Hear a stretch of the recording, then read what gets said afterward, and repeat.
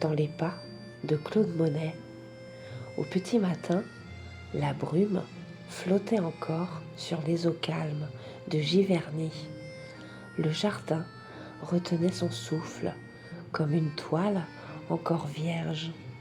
Les nymphéas, immobiles, attendaient la lumière. On disait que l'ombre bienveillante de Claude Monet s'y promenait toujours, palette à la main, non pas comme un fantôme triste, mais comme un veilleur de couleurs.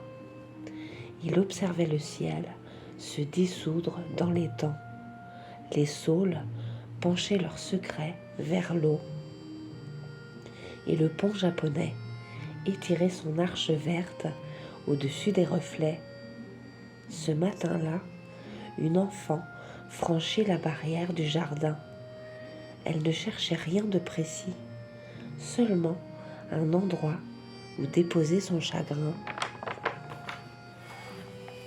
Assise près des fleurs d'iris, elle regarda l'eau frémir sous une caresse de vent. Alors quelque chose changea. La lumière glissa sur la surface et soudain, le monde ne fut plus fait de contours, mais d'impressions. Les nuages devinrent des touches rapides. Le soleil, une tache dorée palpitante. L'eau, un miroir brisé de bleu et de rose. L'enfant cligna des yeux. Le réel s'était mis à vibrer.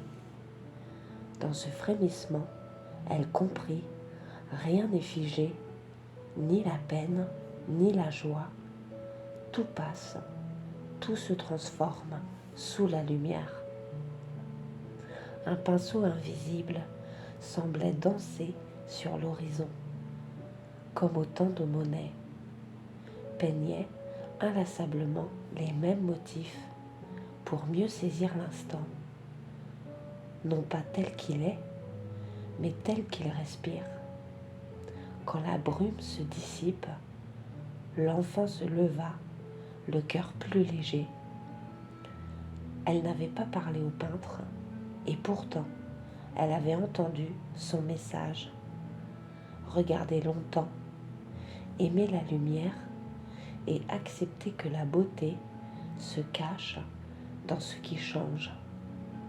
Au loin, l'étang retrouva son calme, mais dans l'air flottait encore une promesse de couleur. Fin, Loli.